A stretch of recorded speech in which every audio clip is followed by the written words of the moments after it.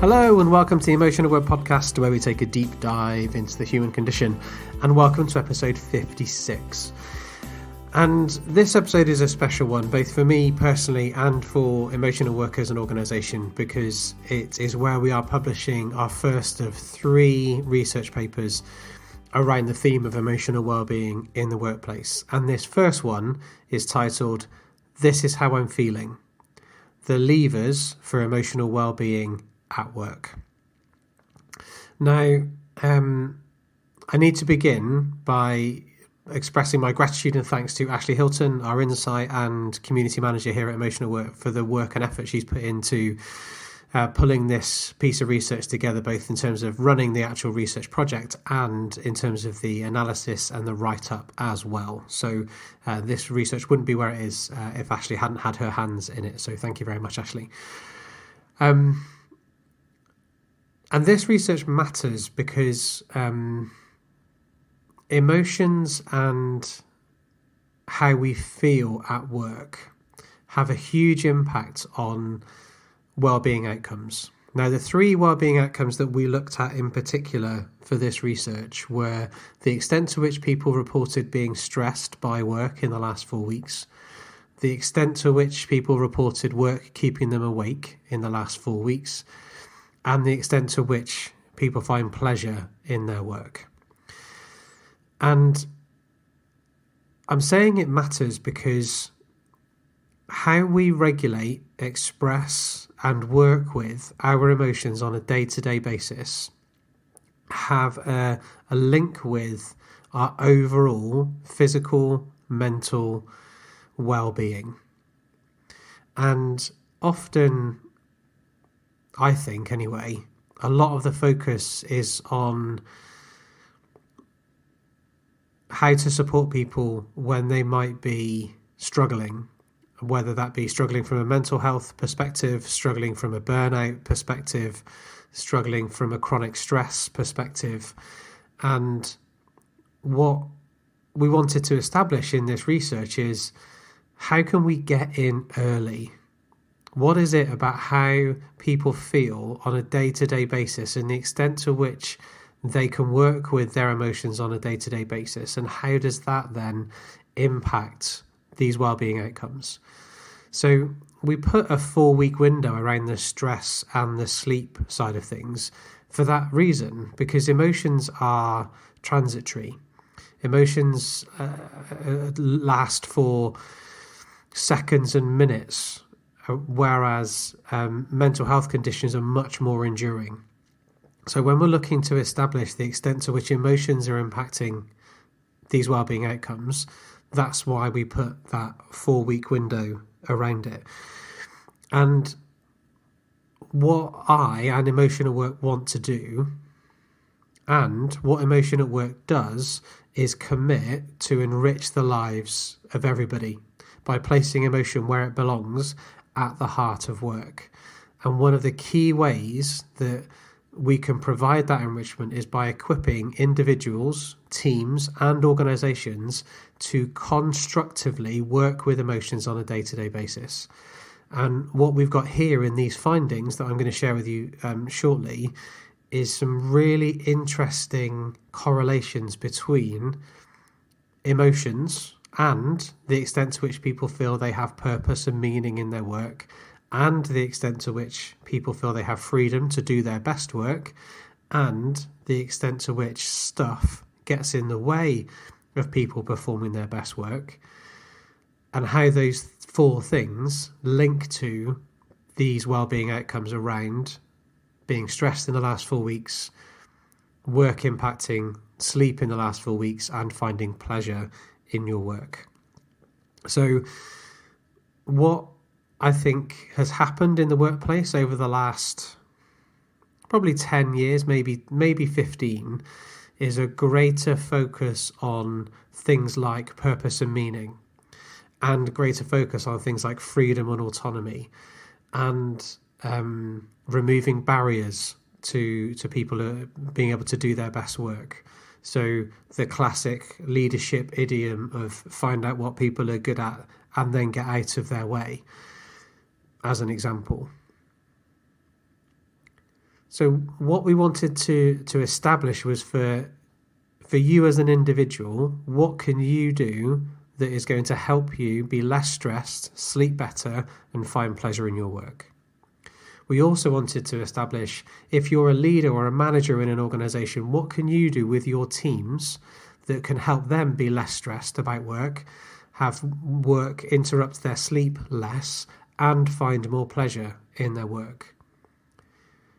We also wanted to help senior leaders or people, professionals within organizations in terms of thinking, well, what levers can we pull? What can we do systemically within the organization that can help reduce people's stress about work, help them sleep better so work isn't interrupting their sleep, and to find more pleasure in their work? And that's what this research is trying to do, is to establish how do these things, these four variables, link to those three wellbeing outcomes. So our survey was done between the 26th of July and the 3rd of August. It was completed by 327 respondents. We asked a mixture of demographic questions, some questions about people's roles within organisations, and we asked then some scaling questions in terms of the extent to which people agreed with different statements or questions. And then we correlated those things together, all with a view of how can that help me as an individual, teams and or organisations as a whole. So what were some of our headlines then? Well, of our respondents, 66% of those, so 2/3, reported being stressed by work in the last 4 weeks. So I've deliberately let that sit for a moment. So 2/3 of our respondents, so 218 people, said that they had been stressed by work in the last 4 weeks. And that's massive. And that in its own is enough of a reason for me to go, this research really matters. So when I then look at, well, what links into that then? What correlates with stress? So purpose and meaning has an interesting relationship with stress, as does having enough freedom to do my best work. So of those that said we have purpose and meaning in our work, 68% of those also said I felt stressed in the last 4 weeks. So whilst having purpose and meaning is something that can add value to an organisation, there's some research that suggests that it supports motivation, that it can support that nebulous term of employee engagement. But what our data suggests is having purpose and meaning does not equal having less stress. Now, the hypothesis would be then that having that sense of purpose and meaning, where your work means something beyond the transaction of the work itself, may contribute to stress because we care about what we do, and we know that the work that we do has an impact on others beyond the work that we do ourselves. And similarly, when people were asked about, do you have enough freedom to do your best work? Of those that said yes, or those that agreed they have enough freedom to do their best work, 66% of those, so again 2/3 of those, still said they'd felt stressed in the last 4 weeks. So even though, as an organisation, you might be going, right, we need to find purpose and meaning, or as a leader, you're saying we need to find purpose and meaning, or as an individual, you can find that in your work, that on its own won't stop you feeling stressed. In a way, it might contribute to it because of that sense of greater good that may come as a result.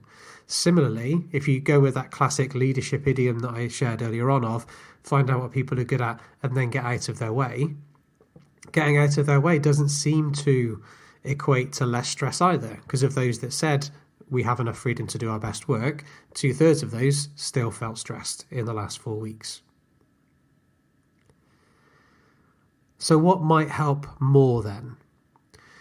So Of those that said they hadn't felt stressed in the last 4 weeks, so of those that disagreed with feeling stressed in the last 4 weeks, they also reported in high percentages that it was okay to express how they felt across a range of emotions. So 96% of those said it was okay to share when they're happy. 72% of those that said they hadn't been stressed in the last 4 weeks said it was okay to share when they were frustrated. And 69% said it was okay to share when they were overwhelmed. So the expression of emotion across a range of emotions, so happiness, anger or frustration, sadness and overwhelm, the ability to express those things correlate with feeling less stressed. Now, it doesn't surprise me that 96% of people said it was okay to share happiness, because happiness is one of those emotions that it's okay to share in the workplace, I would argue. What I find interesting was the 72% saying that it was okay to share when they were frustrated and 69% sharing when they were overwhelmed. And if we compare that then, so those that reported they had been stressed in the last 4 weeks, when we look at the extent to which they agreed that they could express how they felt across a range of emotions, so happiness was 88% compared to the 96% for those that reported they hadn't felt stressed. Anger was 47% in comparison with the 72%. And then feeling upset or overwhelmed was 37 in response to the 60, or in comparison to the 69. So we've got demonstrable differences then in the extent to which people can share how they feel across a range of emotions and the extent to which then they report being stressed in the last 4 weeks. So for me, that is really important. If as a way of reducing the extent to which people feel stressed, what I need to make in place is an opportunity for people to talk about when they feel anger or frustration, or where they feel upset or overwhelmed, then that's a really important lever to pull. And it's a lever that I don't think is pulled enough in organisations at the moment, especially when you think about the other levers that we looked at. So purpose and meaning isn't a lever you can pull. Freedom doesn't appear to be a lever you can pull. Expression of emotion appears to be a lever that you can pull that is correlated with feeling less stressed about work within a 4-week period.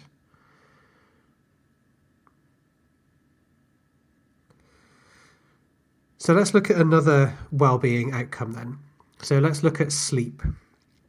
So of our respondents, 34% of those reported that work has kept them awake in the last 4 weeks. So 1 in 3 people of our respondents said that work had kept them awake in the last 4 weeks. Now, sleep and emotions have a very what's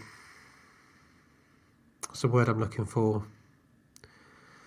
Almost symbiotic relationship, in that poor sleep severely impacts an individual's ability to regulate their emotions. So if people are struggling to sleep, that's going to make it harder for them to regulate their emotions, which may in turn cause them to be more stressed. And that stress then has a potential impact of keeping them awake at night, or they have to regulate that stress. So that stress that they experience is an emotion-based response, so they have to regulate that. And it's harder to do when you're tired. So almost then you risk getting into this cyclical problem or challenge of sleeping poorly, hard to regulate emotion, feel stressed, stress stops me sleeping, and round we go again.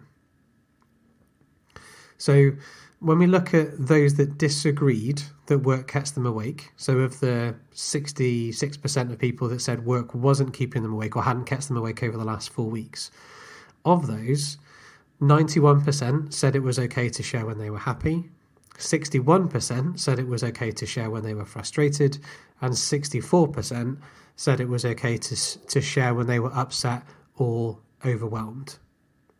So not quite the same figures as we had for stress, but again, we've got a strong correlation between expressing how you feel across a range of emotions and then work not interfering or keeping people awake at night. So let's do that comparison again like we did with stress. So that comparison then, those that agreed that work keeps them awake at night, 82% of those said it was okay to share when they were happy. So again, fairly high, not as high as the 91 for those that disagreed. So those that agreed that work keeps them awake at night, 40% of them said it was okay to share when they were frustrated, and 28% said it was okay to express when they felt upset or overwhelmed. And again, you're looking at huge swings here. So anger, there's a 21% swing from 61% of those that said work doesn't keep me awake at night. 61% said they can express when they're angry or frustrated. But those that said work does keep them awake at night, only 40% can do that. And then the swing in overwhelm or upset is even bigger. So those that said work doesn't keep them awake at night, 64% of those said it was okay to share when they were overwhelmed. But for those that said work does keep them awake at night, only 28% said they could talk about when they feel overwhelmed, or they can share when they feel overwhelmed or upset at work.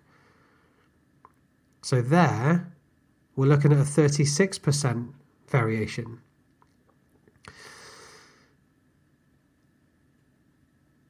So again, there seems to be a theme coming out that if I can't talk about how I feel across a range of emotions, then I am more likely to be kept awake by work at night. So earlier on, I talked about the links between tiredness and emotion regulation, but we could also look at the links between tiredness and concentration. We could look at the links between, for example, tiredness and productivity. And being tired is a poor thing for any of those outcomes. Now, granted, I'm just talking about the workplace. You've also got tiredness and home as well. So even though I'm talking about emotional well-being in the workplace, if I'm not sleeping well, that's not just going to affect me at work, that's going to affect me at home too. So I guess why this research matters so much is because this ability to express how we feel across a range of emotions is so important for the workplace. Now, I haven't talked about one of the levers yet, so I'll introduce that now for the first time. So our 4 levers, to do a quick recap. So one was purpose and meaning in the workplace. Another one was freedom to do your best work. Another one was the expression of emotion across a range of emotions. And then the 4th one is stuff getting in the way. So of those that agreed that stuff gets in the way, 65% of those, so again 2/3 of those, said that stuff getting in the way, they also said that work keeps them awake at night. So does that mean that stuff getting in the way equals keeping people awake at night? Not necessarily. At the same time, for those that said stuff does get in the way of them doing their best work, they are also saying, or 2/3 of them anyway, are saying that work has kept them awake in the last 4 weeks.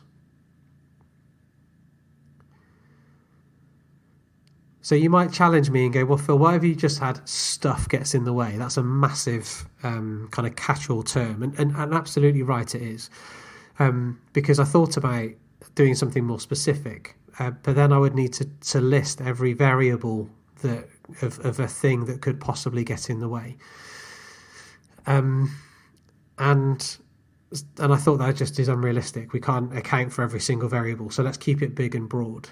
And so my recommendation off the back of that then is to say, ask yourself, if you're an individual, what is it that gets in my way? And then what can I do to remove or overcome it? If you're a manager or a leader within an organisation, or you lead a project team, or you work with others on a task or an initiative, ask what's getting in the way, and think about what we can do to take those things out of the way. Some of them we might not be able to, but some of them we might. And if we can get those things out of the way, then that's likely, in this example, to lead to someone's sleep being less interrupted by work. Or if you're working across an organisation, so you're a senior leader in a business or a people professional, and you're thinking, well, what can we do? Ask your colleagues, ask your teams, ask your peers, what is getting in the way? And then what can you do to remove it? And at the risk of stealing one of my summary recommendations for later, for me, there's like an implicit message here around listening to others. So either listening to how they feel, or giving people the chance to express how they feel, and or listening to what's getting in the way. And the more we can do that, it looks as though, from this research anyway, that that's more likely to lead to those wellbeing outcomes of less stressed work, not keeping people awake, and finding pleasure in work as well. So earlier on, I talked about the duality of the relationship between purpose and meaning and stress, and freedom and stress. When I think about those two levers with our other wellbeing outcomes then around sleep and finding pleasure in work, then there's more of a consistent set of findings. So for example, of those that agreed that they have the freedom to perform their best work, 80% of those disagreed that work kept them awake in the last 4 weeks. So of those that said they have freedom to perform their best work, 80% of those also said that work has not kept them awake in the last 4 weeks. Similarly, those that agreed that they find purpose in their meaning in their work, also 80% of those said that work doesn't keep them awake at night. So having freedom and work, having the freedom to do your best work and finding purpose and meaning in your work can certainly seem to, according to this data anyway, correlate with the work not keeping people awake at night. So if we look at the final wellbeing outcome then, which is the extent to which people say they find pleasure in their work, 74% of our respondents said that they find pleasure in their work. So 26% were either neutral in response to that question, or they disagreed that they found pleasure in their work.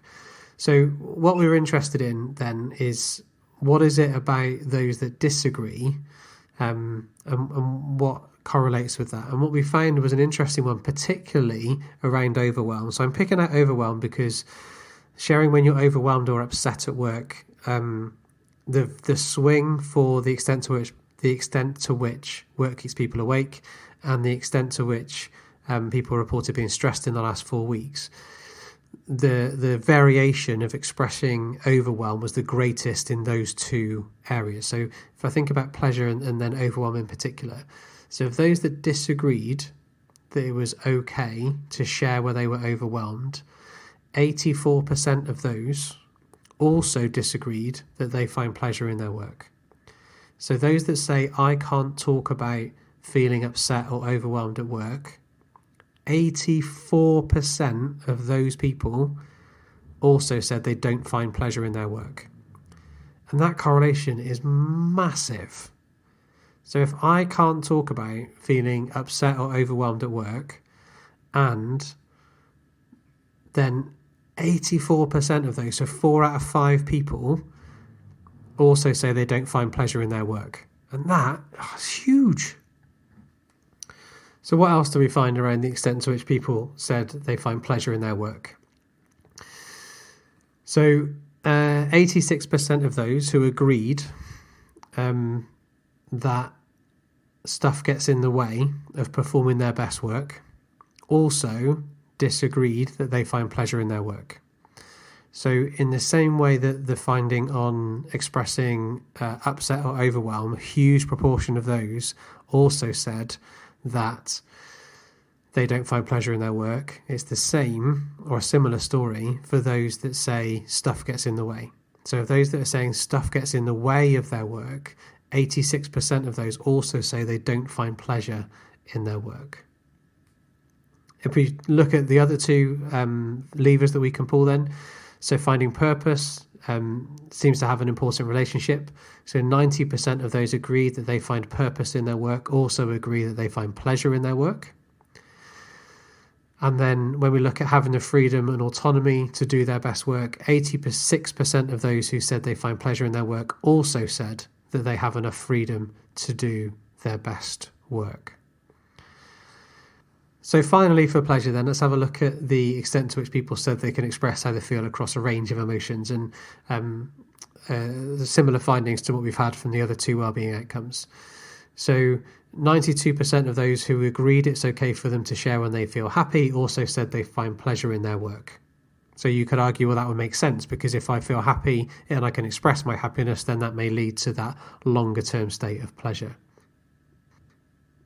So what have we found? Against those three wellbeing outcomes of the extent to which I've been stressed in the last 4 weeks, the extent to which work keeps me awake at night in the last 4 weeks, and the extent to which I find pleasure in my work, there are certain components or elements or levers that we can pull that might affect those wellbeing outcomes, where we are less stressed, sleeping better, and finding more pleasure or finding pleasure in our work. Consistently, the expression of emotion across a range of emotions is correlated with improved wellbeing outcomes. Hence the name of this report, This Is How I'm Feeling. The extent to which I've got purpose and meaning, and I have the freedom to do my best work, seem to correlate strongly with the extent to which work keeps people awake at night, and the extent to which people find pleasure in their work. The watch out is that purpose and meaning and freedom also correlate with being stressed in the last 4 weeks. So what do we do about that then? Well, on the 17th of December 2021 at 9:30 GMT, we have a webinar where we're exploring this report in more detail. We're talking about some practical hints, tips and strategies that you can use either as an individual, as a leader, as a manager, or someone that works with teams and across organisations as a whole. To register for that webinar, if you go to emotionatwork.co.uk, on the homepage you'll find a link where you can go and register for that webinar. Now, also registering for that webinar will also get you access to the full report. So the full report we've made available to anyone that registers. Even if you don't come to the webinar, registering to come or registering for it will get you access to the full report, and you get the opportunity to sign up for a series of hints, tips and strategies as to how you can pull some of these levers in the workplace. And I'd also say, listen, really listen to what people are thinking and what they're feeling. The idea of being able to express when you're frustrated or angry, and being able to express when you're upset or overwhelmed, and creating the spaces or the opportunities for that to happen based on this data alone suggests that can have a big impact in terms of the extent to which people feel stressed and the extent to which people are kept awake at night by their work. So I hope to see you at the webinar on the 17th of December. If you're listening to this after the 17th of December, then a recording of that webinar will be made available in the Emotion at Work community, and you can join the Emotion at Work community at community.emotionatwork.co.uk. Links to all of those places will be found in the show notes. Thanks very much for listening. I hope you enjoy the full report, and if you're listening to this before Christmas, Merry Christmas. You've been listening to the Emotion at Work podcast, and if you got this far, you must be interested in the role that emotions have in the workplace, either within individuals, between people in teams, or in organisations as a whole. So head over to the Emotion at Work Hub, which you can find at community.emotionatwork.co.uk. Thanks for listening.